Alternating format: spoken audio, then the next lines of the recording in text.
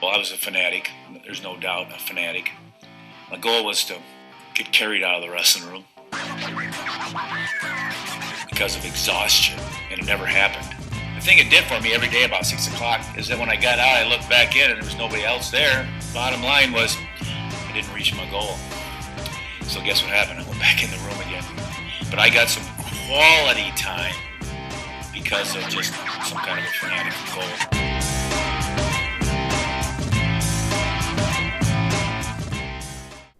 Welcome back to Wrestling Changed My Life. This is your host, Ryan Warner.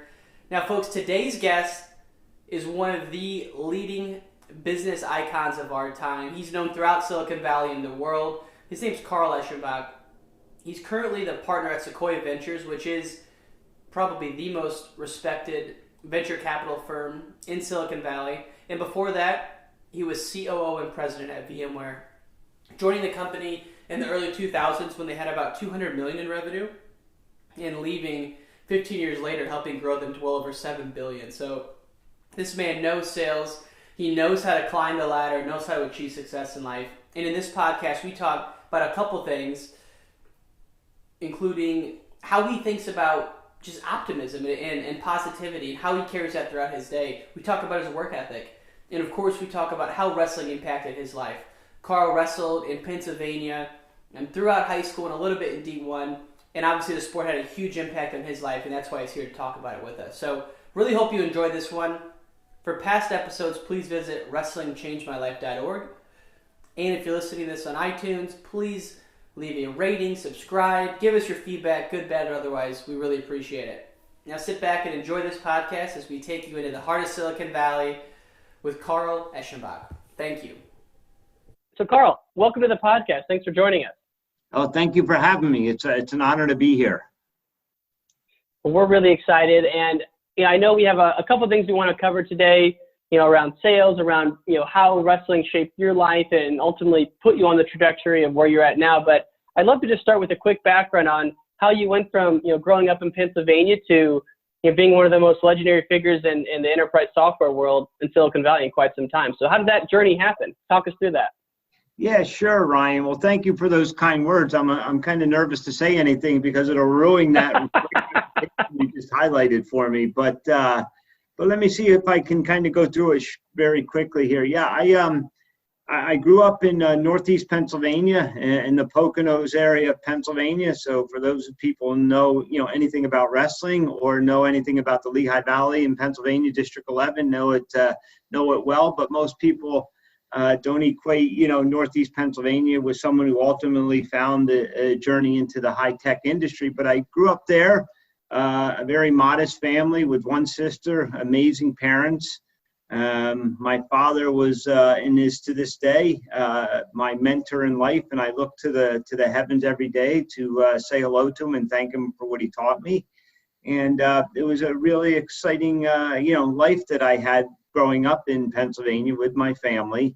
My father was a hardworking man, went out from the high school and went right into the military. And his passion in life was his family, which is a key principle that I have now in my life. And in Pennsylvania, at times there's not a lot to do, especially where I grew up. It was out in very much in the suburbs. My father was a guy who found his way into business himself, owned, if you will, like a Dairy Queen, a soft ice cream stand. And in the winter, because you can't sell ice cream in the winter in Pennsylvania, he journeyed into another business, and we sold Christmas trees. So I grew up always working with people in a public setting or in the fields, cutting Christmas trees and dragging them out and baling them and shipping them around the Northeast. So it was a great upbringing. In high school there, I participated in 3 sports, football, wrestling, and baseball. I had a passion for all of them. And, it's a little different these days, Ryan. Today they ask kids to specialize. Back then you did everything.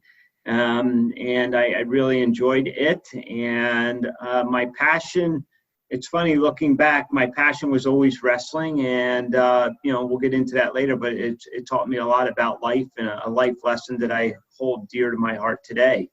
From there, I actually decided to go to college for wrestling, to a Division I school in Northeast Pennsylvania called Wilkes University, which is a small Division I school. And I was going there on a partial Division I wrestling scholarship. And my brother-in-law at the time, who wasn't then my brother-in-law, but he was dating my sister, went to this school called DeVry University, which was a technical school. And I'm watching him go through this school, and he's learning about computers and doing electrical engineering and learning all of these things. And he gets out and he gets this crazy good job right off the bat.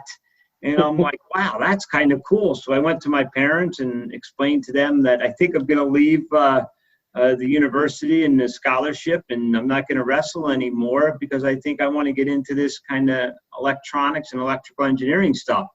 And I decided to make a transition to DeVry. And quite frankly, looking back, I think on one hand, it was a blessing because I would have never got into high tech. On the other hand, I missed out on a 4-year, if you will, education at a great school and the experience of a 4-year education. So there's good and bad in both of that, but I wouldn't give it up for anything.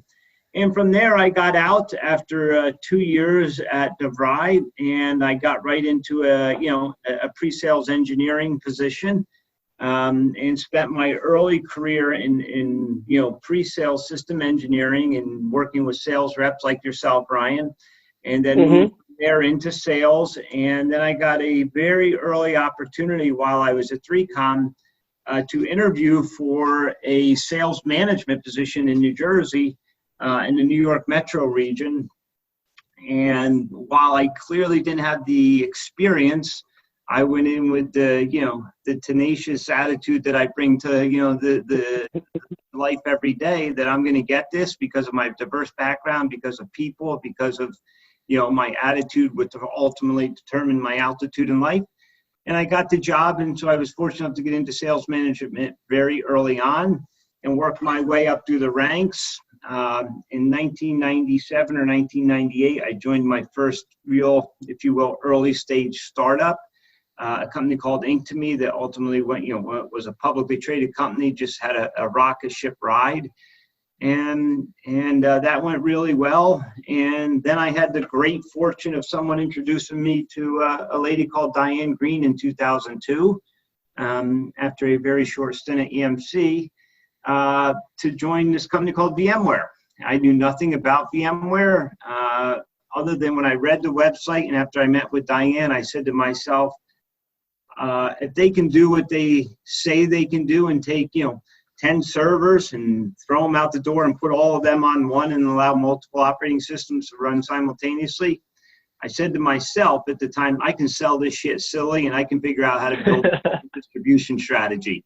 And I joined, there was a couple hundred people, a few million in revenues, and I had the great fortune of being there for, almost 15 years and seeing it go to 7 billion in revenue, from 200 people to 20,000+, and got to do a whole bunch of different things. And, it was an amazing ride, at which time, I needed to make a transition out of an operating role, but I wanted to stay active, and because I'm still a young guy and I have a lot of drive, but I wanted to get off the road and traveling. And I had 3 kids that were going into high school. And my wife and I looked at each other and said, for the next 4 years, we both want to be here. After 4 years, I can do whatever the hell I want again. But for the next 4, we're going to be here and not live around the world in airplanes and in hotels. And made a decision to transition, and the opportunity at Sequoia, which I think is one of the most iconic, venture firms in the world, to join here as a partner. And that's where I've been my last 3 years, hopefully giving back to a community of people, all the experiences, both success and failure, that I've had over the last 30, now doing that with younger companies to help them build, grow, and scale over time. So I'm very fortunate. I'm very thankful. It's been an amazing journey, and I wouldn't give any of it up along the way. It is an amazing journey. And anyone would be lucky to have that. I know a lot of people might look up to people like you and Jim Steele, who we were talking about before. And, a couple of things you said stick out to me. One is just optimism and positivity. You seem like an optimist and someone who uses their attitude as an advantage. And then the second is your drive or your will. So, talking about those two things, what else do you think really made you differentiate yourself from other people who were right there in those roles with you throughout the past 25, 30 years? Yeah, that's great. And thank you for recognizing that. Listen, I tell people all the time in kind of a funny way, but I'm being serious. Any day above the ground, Ryan, is a great day. And while we all have individual challenges along the way, it's just great to be alive and have the opportunities that we have at this point. And, when you have children, I ultimately believe, and I tell my children this, and my son specifically, your attitude will ultimately determine your altitude in life. And while one of the things I've learned is when people are younger in their careers, they have a tendency in their professional life to follow people who have very high IQ because you're enamored with their intelligence. When you get more experience and you get more tenure in your career, you'll find people would much rather follow someone with very high EQ than high IQ. Now, that doesn't mean to say that you can't have any IQ, but people who have really high EQ and understand the people side of the business and the importance of relationships, and have, the right capacity on the IQ side, they're very special leaders. And I really try to focus, on that aspect of leadership. And then the other thing is just because of where I grew up and the environment I grew up in, I wasn't a young man who got to go to any Ivy League school or go to any graduate school of, Stanford or Harvard or MIT or Penn or any of these other ones. I honestly believe, and I will say this until the day I, transcend into heaven, I think will beat skill any single day.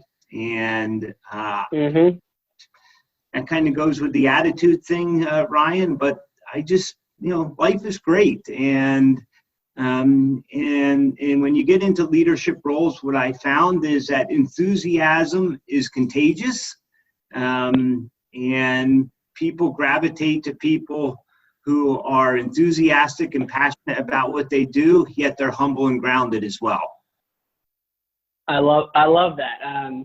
Trying to take mental notes here, but of course we'll go back and re-listen to this. So you mentioned you have that foundation of some of the skills that are harder to quantify, the will, the drive, or grit, as Angela Duckworth calls it. But obviously along the way across your career, you've probably, and you have refined your sales muscle, so to speak, to a point of mastery. And I can imagine the number of big deals you worked on at VMware, across that incredible career. So knowing that a lot of the listeners are sales folks or in customer-facing roles, I'd love to get your take on when you start to think about large and more complex deals. So Fortune 500 deals where you're selling up and wide and you're selling to different lines of business. What are some of the 2 or 3 traits that you've seen are crucial to navigating large, $5, $10, $20 million deals at the enterprise level? Yeah. So first and foremost, I love sales because it's very similar to, building strategies around sports. So I equate everything back to a game a little bit and a strategy on how to win, but it's not about winning.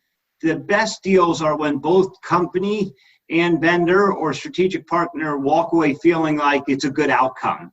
So I never go into any negotiation or any 50 or 80 or $100 million deal saying we have to get this and they don't get that. I fundamentally always try to put myself in their shoes, try to understand the value they think they're getting versus the value we're selling to them, and try to close that gap.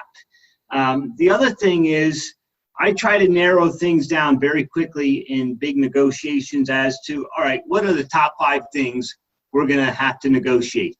Because all the others are minutia, and they're typically the same things, especially in the software world. It's IP, it's indemnity, it's warranties, it's blah, blah, blah, the things we deal with every day. So I was really big on just cutting right to the chase. What are your biggest points? What are our biggest points? And how do we solve them? And then everything else can take care of itself. And then the last thing I would say, I always try to remain very balanced in doing deals and not let emotions take over, especially as things get tight towards the end of the quarter. Because if you live your life in general based on emotions, you're going to have quite a rocky life, and there will be a lot of ups and downs because that's how emotions are. That's why they call them emotions. They swing one way or the other. And if you're doing it and you're being emotional, I think you can get yourself in trouble as opposed to remain balanced. And sometimes in negotiations, call time out and just say, listen, let's cool down. Let's regroup tomorrow. And don't be afraid to call a timeout on yourself, your team, or the customer. So, it's a game. The procurement folks have an objective. The legal folks have an objective. You try to get them to input, and sometimes they get blocked out. It's in the hands of these. Just understand it's a big game, and you have to figure out the game. And the other thing is, every single person in a deal negotiation is motivated by something. And I think part of the fun and strategy I used to think about is what is, in this case, if I'm negotiating with you, Ryan, everyone has a motivation button, and it's your responsibility to figure out what that is, find it, and hit it repeatedly. Because there's something that's motivating you in a negotiation, whether it's price, whether it's duration, whatever it may be. Figure that out and solve that by pushing on their motivational button. I think is very important. And then the other thing is, quite frankly, I was never afraid to walk away from a deal. If it wasn't the right outcome for the company, I had no problem just looking at the customer and saying, this just isn't gonna work. I respect your position. We've tried. Let's move on. And have the intestinal fortitude to truly move on. And because if you don't move on and you keep coming back to the table and the deal slips from one quarter to the next, and then you go back and say, okay, I'll give you this discount again, you lose all credibility and integrity. And it's hard to do, especially for younger people in their careers. But the older I got, the easier it was to do, especially when you're dealing with executives. That's such a key point. I was hoping you hit on that, because that comes down to having those tough conversations where you feel uncomfortable, but certainly still being respectable. But, so you would have no problem, so to speak, if you're, working a deal and, the discounts expire at the end of the month, so to speak, you really would hold the line on that many times and walk away if need be. Yeah, there's no doubt. And you'd be surprised how many times you actually ended up walking away, where they didn't come to the table or my team didn't come to the table. And there's a little bit of reverse psychology in there that you have to use in these negotiations. Like, it's all cool. It's good, Ryan. You have this much money. I have this much product. You're asking me to throw, you want a bigger discount? I just can't do it. And I respect your position. And maybe you're telling me you don't have the budget now. You'll have it next quarter. Let's do it then. Like, it's okay. My quarter's okay. And it's amazing how, just like you think it's a game, they're playing a game too. Like, once you break through that and you take the emotions out of it, you realize that, if you're in a negotiation, I always believed, Ryan, if you're at the point where you're at the table negotiating with a customer, they want your damn product, goods, or service, or you wouldn't be there. So let's be clear, they want to get something done. You're at the point there where you're so close, and they wouldn't be wasting all that time. They wouldn't be bringing in vendor management or procurement if it wasn't to the point where they were ready. So that's great advice, and something that is all too true for young folks, having the gall to step back and say that, because everyone's so eager to close the deal. Well, we'll shift real quick to some of your wrestling background, because two things that really stood out to me when talking for people preparing for this are, one, your work ethic, and then two, your ability to stay calm under pressure, right? I can just imagine some of the pressure you were under through all those quarter ends at VMware. Must have been insane. And then, like I said, your work ethic. So maybe just talk to how wrestling instilled that in you, both the work ethic and ability to handle pressure and keep your emotions in check. Yeah, it's actually a great question. And I often look back and revert to, how I work, how I live, how I play, and how I led teams, and attribute a lot of that success to wrestling. Wrestling was a sport that required a tremendous amount of discipline, a tremendous amount of sacrifices, going to Thanksgiving and not eating because you had to make weight while everyone is around you is eating, or your basketball buddies, eating everything at lunch, and I sat there with a, popsicle, and that's what I'd have for lunch. So it taught me tremendous discipline. It also taught me that it's not the size of a human being that matters, it's the heart that matters. And it taught me that while your heart is clearly not the largest muscle in your body, it's the most important one, because every other part of your body can fail, including your brain, and I can keep you alive a long time, Ryan. But when your heart fails, you fail. Period. End of story. So I just learned about, how to have a lot of heart, grit, discipline, and drive to be successful. And that all came out through wrestling. I really, baseball, football, but wrestling was a great way to learn those characteristics and traits as a young person / young man. The other thing that I really have come to appreciate is in sales, as I moved into sales and sales leadership and executive management, wrestling taught me this whole concept of being an individual contributor, yet being part of a team. Today, my guest, Brian, you're on a team. You're on a sales team. You have a sales manager. But if you crush it and you're successful, you could say, you know what, I don't care about the rest of the team. I made it. Who cares? Right? But the great individual contributors are ones who care about the team and care about the team's success. In wrestling, I was part of a couple teams where, quite frankly, unfortunately, the team was absolutely terrible, and I was that's where I was doing great. A couple times in high school, I was getting 20-0. I was at 20-0 a couple points, 3 years in a row, I think it was, and my team was terrible. But it taught me to make sure that I tried to bring the team along with me and not made it about me or being in the individual, but focus on people. And you can, as an individual or as a leader, if you focus on yourself more than you do the team, you'll never end up being a great leader. And wrestling taught me that, because you had to be disciplined and be successful as an individual to win your weight class or whatever it is. At the same time, you're part of a broader team.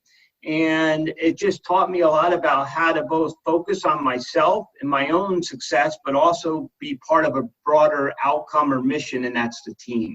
So there are the things in life that really, drove me, from wrestling to success in business, or, perceived success in business.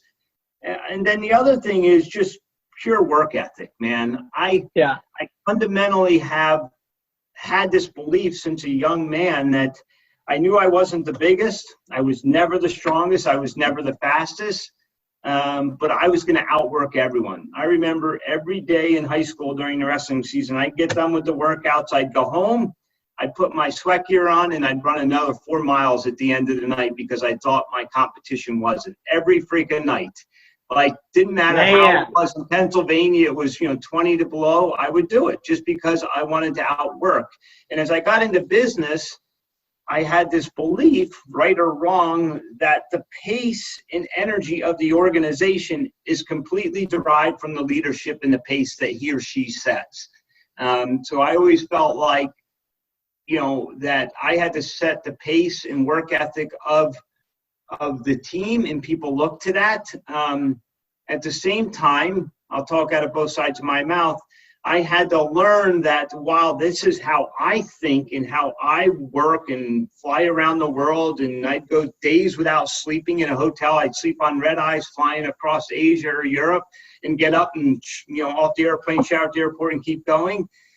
I had to learn and realize not everyone is wired that way. So I had to learn to accept people for who they are, what their beliefs are, and what their work ethic was, and make them successful despite them maybe not working at my same pace. So you would do that? You would not even sleep, get to the airport and shower, just keep going, huh? That was pretty routine? I think wrongly looking back, or rightly, I was the king of red eyes all over the world. Wow. I thought it was a waste of time to travel during the day. So I do it at night, get off the plane, shower at a hotel near the airport, and then just go to meetings and power through. Yeah. You're an animal. My God. So 4 quick rapid fire questions and we'll let you go. Okay. The first is, what's your favorite book that you've ever read? What's on the list? I had one favorite. Now I have a second. My favorite book is a book called Halftime by Bob Buford. And it's a book that is probably more focused on young men who are maybe getting into their 40s and who have had, a pretty good career until that point. And what it really talks about, to net it out, is how to move from a life of success to a life of significance. So as opposed to focusing on success and letting that define who you are, start to think about in your second half of your life after halftime, how do you want to be remembered, and what is the significance of your life and your impact on people outside of success? So that really helped me think about, now that I'm into my 50s, how I think about the impact I can have on people and families and younger generation of workforces, and how can I give back now more than I get, or more than I was even given. So that's a really powerful book. I introduced it to a lot of people. And the second is a cool book. It's a Christianity book by my sister. It's called Abound, and it's all about servant leadership. She just wrote it. I think it's her 5th or 6th book. It's a really cool book. It's not for everyone. I'll say it right up front. So it's definitely a strong Christian book, but it talks about what servant leadership is. And servant leadership is really defined on, servant leadership is not how you lead, but it's more about how you follow your people because you're serving. Servant leadership is serving your people more than it is them serving you. Okay. Haven't heard of either of those. That's pretty cool. Your sister's an author. Okay. Second question is, what's the longest road trip you ever went on back in your heyday without a break? You remember one? Yeah, I used to typically do once a year. I would do a 2-week trip where I would not come home over a weekend, and that's where I just do a kind of around the world trip. But I worked my butt off to try not to do that so that I would come home. I mean, I can remember flying home from Europe for a day and a half to be with my family because that was my commitment, get back on a plane and go back. When you're traveling as much as I used to, those weekends were precious. And while I loved my job, my company and my people, there's nothing more important than what was in the 4 walls of my house, and that was my family. And I would want to make my weekends that special. So, but I would have to do a couple times a year, maybe around the world, and you spend a weekend on the road and you overlap a couple weekends. And they're hard, they're lonely. People think they're glamorous, they're all fun. They're not. So I always caution people when they want worldwide or global roles running a field operation, be careful what you wish for. Yeah, no, it's fun the first year or two being in an airport, but then pretty much the same thing. You land, rent a car, go to the airport, then you're in meetings all day. Well, 2 quick ones here. The third is, what did you love so much about sales? Just in a sentence or 2. I love the fact that anything you can look, touch, or feel has been sold by someone. It's the greatest profession in the world. And I feel like if you're a good people person with a good attitude, with a good user interface where people enjoy working with you, it's just a great profession to be in. And, I just, because I love people so much and I love building relationships and figuring out how to build deep, meaningful relationships, I don't think there's a better way to do that in sales. And it's just a special profession that when you become good at it, I feel like you can be dropped into any city in the world and sell anything. Oh, that's awesome. That's amazing. Last one here is, it may be obvious to some folks, but I'd love to hear your answer on this. Is you mentioned your dad's your mentor. It sounds like he's now passed, but what's the one thing he really taught you that maybe wrestling didn't teach you? Focus on your family. Your friends will come and go. Your job will come and go. The company you work with will come and go. But one thing that never should come and go is your family. And focus on that first and foremost. And also another thing is focus on the relationship, at least in my case, I have with my wife. I love my children, but the relationship I have with my wife is probably the most important and precious one, because it sets a template for my children as to what they should look for in a soulmate and a love mate for the rest of their lives. So that's a really important thing for me, and I witnessed that with my parents. I love it. Well, Mr. Eschenbach, this has been awesome. I'm super fired up right now. I'm feeling excited. And I just want to thank you for your time, and we hope to have you back on at some point here. Thank you again, sir. That's the end of this episode, but definitely not the end of the show. For more episodes, please go to wrestlingchangemylife.org. Subscribe to us on iTunes.